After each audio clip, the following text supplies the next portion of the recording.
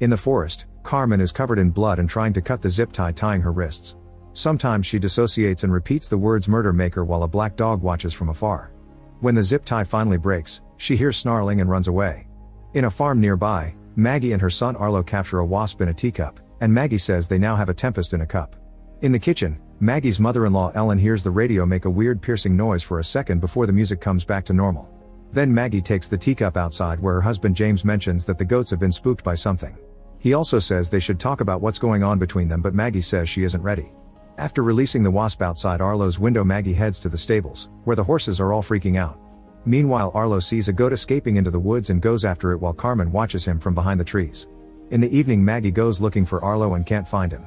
Nobody has seen him, but they assume he's hiding, which he does often. At that moment, their neighbor Ruben and his family show up with their horse, who has been freaking out too and hurt his head in the process. Since Maggie is a vet, she agrees to take the horse to her clinic with Ruben while the others stay to look for Arlo. Ellen hears the screeching noise in the radio again, and Ruben's son Nicholas mentions he also heard it earlier. Arlo's sister Meryl has noticed that a goat is missing, and Ruben's wife Valeria shares that another neighbor was missing a dog too. At the clinic, Maggie finds a huge splinter in the horse's body, but thankfully it didn't cut through any blood vessels. In the forest, Arlo is still following the goat when suddenly Carmen appears behind him mumbling weird words in English and Spanish. Soon the families also enter the woods to search for Arlo. Meryl and Nicholas hear a noise and notice a shadow among the trees. Nearby, James and Valeria are also searching while discussing their old affair, which Maggie doesn't know about. They're interrupted by the teens, who have found the missing dog and the goat. There are more snarling noises coming from the trees and they see some kind of animal run by. Thinking it's a coyote, James tells everyone to go back to the house. Somewhere else in the forest, Arlo is unconscious with strange marks on his body. When he wakes up, he finds Carmen roaring at his face. A rainbow light appears on her eyes and Arlo's eyes copy it. The families return to the house as Donald and his wife Claire show up to pick up their dog. Donald explains the animal in the woods wasn't a coyote but a big dog, probably rabbit. He also takes out his gun, announcing he wants to hunt the beast down. James disapproves of the idea, but their argument is interrupted when Arlo finally returns. After mumbling the same nonsense words as Carmen, he collapses. In the woods, Carmen is now lucid and begging for help. However, the beast finds her and kills her. In town, a person in a gas mask sprays a line of blue paint on the street. Back to the families, they notice the lights in the house flickering and the dog won't stop barking at the woods. They want to take Arlo to the hospital, but none of their cars are working, and their phones have no signal. While everyone goes into the house, Donald points out someone hurt Arlo, so he'll go looking for that person before they escape. In the bathroom, Arlo is feeling better and talking normally. His wounds are minor and he doesn't remember what happened. Suddenly he says they need to go and starts repeating the weird words including "murder maker." Then he tries to run away and bumps against Nicholas, causing him to hurt his head. Maggie goes after Arlo and holds him down until he passes out again. Meanwhile, James and Ruben are getting two horses ready to go to town for help when they notice a car on the road with the lights on. They run towards it and meet the masked man, who makes a gesture to make them freeze before pointing at the blue line on the ground. Then he holds up a board that says "Don't cross the line." James tries to explain the situation and ask for help, only for the man to take out a gun to keep them at bay. He makes a new drawing on the board that reveals the blue line as a circle surrounding the area. When James tries approaching him again, the man fires a warning shot. In the house, Arlo suddenly grabs some scissors to attack Maggie while repeating the weird words. She runs to block the door to stop him from leaving again, then she disarms him and holds him until he goes back to normal. Arlo admits he's scared, so Maggie sings him a comforting song. As Arlo sings along, he puts a bunch of marbles on the floor and places an inverted teacup on top of them. After pointing at the word "trap" on a dictionary, he tells Maggie that the man in his head is telling them to hide because it's coming and it kills everything in its way. In the woods, Donald keeps on searching when he suddenly trips on something, which happens to be Carmen's body.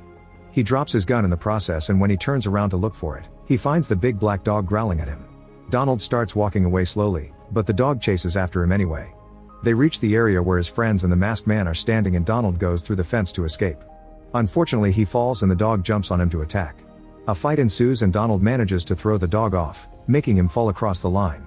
All the men watch in shock how the dog's bones start coming out of his body until he dies. The masked man puts his board up again, reminding them not to cross the line. James demands an explanation, but the masked man only writes "Don't trust anyone" and leaves in his car.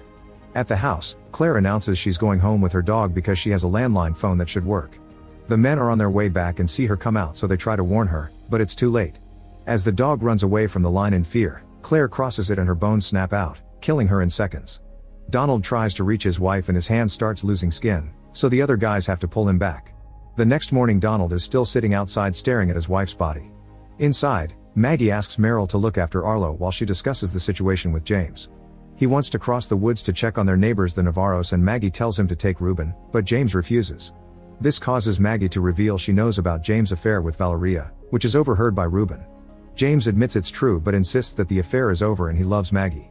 He also apologizes, but it's not enough. Afterward, Ruben doesn't tell anyone that he knows and gives Maggie a gun before joining James for the trip. They leave on their horses, and after just a few minutes of riding, they find a snake that crossed the line and died a gruesome death. Meanwhile, Ellen and Valeria cover Claire's body with a blanket while Maggie takes Donald into the house. She bandages his injury and gives him a medicine injection that was made for animals. Donald tells her about the body in the woods. In the rooms upstairs, Meryl and Nicholas find Arlo learning words from a dictionary. Nicholas asks Arlo who he is, and Arlo replies that he is the Harbinger, while the real Arlo is asleep and resting. The Harbinger says they are trapped and grabs Meryl's hand, pulling as he insists they must hide or die. In the struggle, Meryl falls over and knocks a glass of water that spills over a rainbow drawing. Seeing the colors spread gives the Harbinger an idea, and he says that they aren't truly trapped. He tries to take Meryl out with him, but she doesn't let him, so Arlo wakes up to tell her she must listen to the Harbinger because the assassin is coming. After lots of begging from Arlo, Meryl and Nicholas agree to follow him into the woods, but Nicholas brings a knife just in case. The boy becomes the Harbinger again and takes them to a spot where the ground looks burnt up and animals are lying dead. He says this is mine and points to the sky, claiming that's where he came from. There's some rainbow-colored liquid on a rock and the Harbinger collects it in a jar. He explains it's poison, but he still wants them to drink it. If they drink just enough they'll be able to walk over the line, if they drink too much they'll die, and if they don't drink the assassin will kill them. Meryl announces they're going home, and on their way back, Nicholas admits he's liked her since second grade.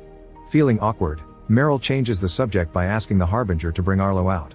She then asks her brother about the entity's motives, and he says the Harbinger is on a secret mission. Before she can ask more, they hear a car and run away. Outside the house, Ellen and Valeria are chatting, and Ellen reveals she knows about the affair, so Valeria admits she's unsatisfied by the farmer's life with Ruben. At that moment, they see a van stop nearby and Lieutenant Olsen comes out. Ignoring the women's warnings, he crosses the line and says this is the easy part, but leaving it's the problem. Back to Ruben and James, they reach the Navarro's house and split to search the area. Ruben sees the dogs staring at the silo door and scares them off before going through that door. James finds the neighbors' dead bodies plus a pool with water before he enters the house, where he finds another body. Suddenly he hears something in the basement, and when he steps on the stairs, someone drags him and pulls him down. At the same time, Maggie goes into the forest to look for the body Donald saw and recognizes the woman as Carmen Navarro. At the house, Olsen tells Ellen and Valeria he knows what's happening and he's here to help. At that moment Maggie arrives and tells them what she saw, so Olsen explains his job was to find and isolate Carmen. He asks if anyone has come into contact with Carmen while she was alive, and when he hears about Arlo, he asks to see him. While Maggie takes him upstairs, Olsen explains he's a policeman and part of a large task force made up of cops, army, and marines. All they know is that some kind of vibration is outside the line, which complex organisms like animals and humans can't survive. A suspicious Maggie wonders if Olsen's task force killed Carmen, but he swears he just got here. She doesn't believe him because she saw that Carmen had restraint marks on her wrists, so Olsen admits he lied and says the only way to survive is taking him to her son. Since she refuses, Olsen tries to attack, but Maggie quickly knocks him out with her gun. Afterward, the women tie Olsen up in the barn. Maggie checks his things and finds zip tie, so she's sure he's lying about his identity. While they discuss liars, Valeria realizes Maggie knows about the affair and swears it's over. At that moment Olsen wakes up and asks for Arlo, saying they're running out of time. After a furious Maggie leaves, Olsen tries to manipulate Valeria into believing he's here to help. They're interrupted by Ellen, who can't find the kids. Valeria wants to go looking for them, so she leaves Ellen guarding Olsen with a gun.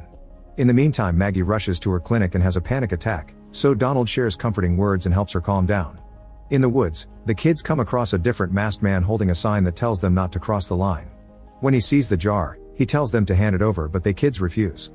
The man then fights Nicholas, and after some struggle, Nicholas stabs him while the jar falls and breaks. Meryl rushes to cover the guy's wound and removes his mask, causing him to recognize the Harbinger as the being that had been in Carmen. The man says his name is McNabb and swears he's here to help the Harbinger.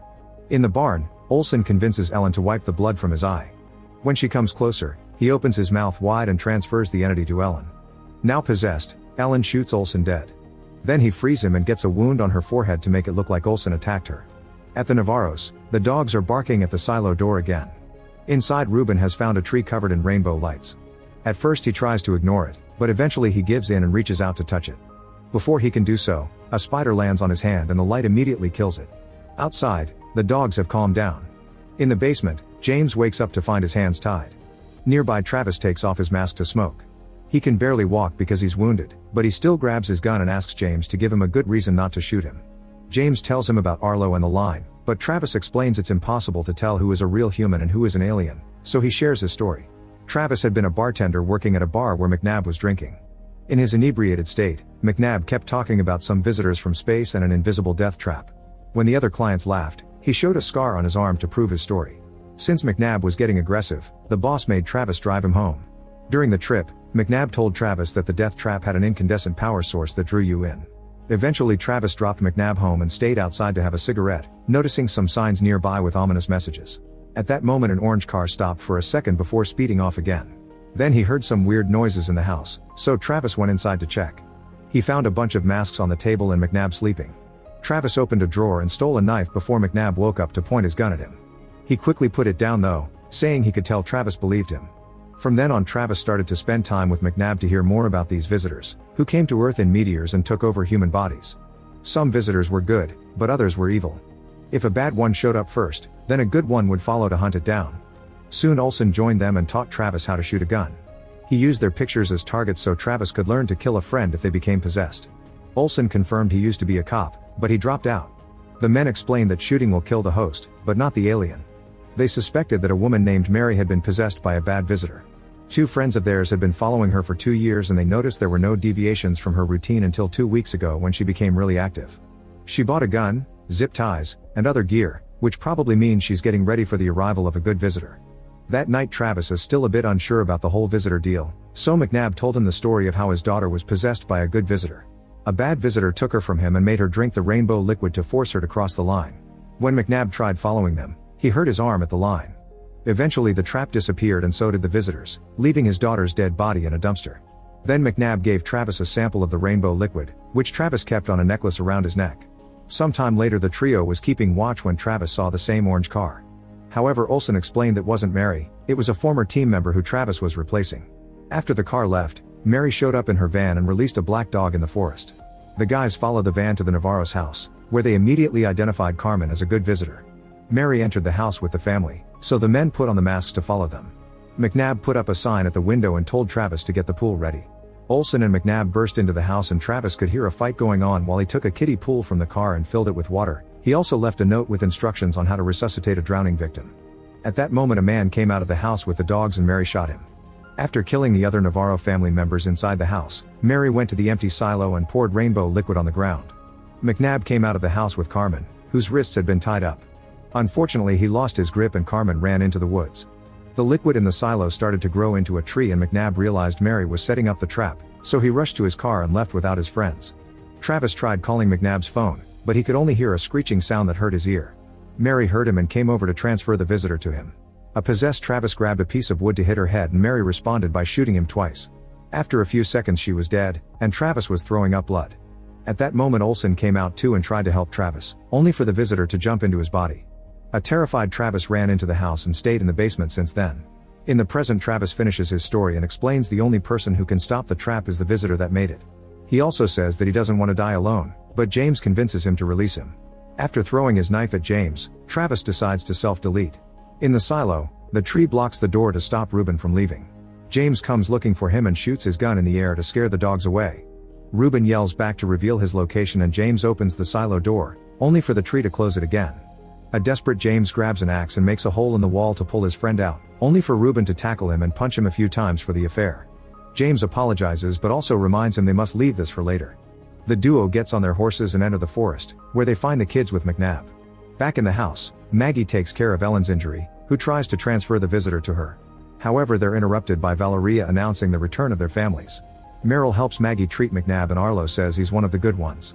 Donald tells James everything about Olsen while looking at the position of the body, and since they know Travis' story, they realize the bad visitor is now in Ellen. Meanwhile, Nicholas tells his parents everything and Ruben asks to be taken to McNabb's car. While the family walks through the woods, Ruben confesses he knows about the affair. Valeria cries as she apologizes, swearing that it's over. Their fight is interrupted by Nicholas, who has found the broken jar with rainbow liquid in it. Ruben gets bewitched by it and doesn't snap out of it until a wolf appears to growl at them. The family steps back and the wolf goes to the jar to drink all the liquid, so Nicholas fires a warning shot to scare it away. The wolf runs off and crosses the line without getting hurt. Nearby, Nicholas finds McNabb's diary. In the house, Arlo tells Maggie and Meryl that the Harbinger's mission is to find a machine without waking up more assassins, who are the bad visitors hiding inside many people.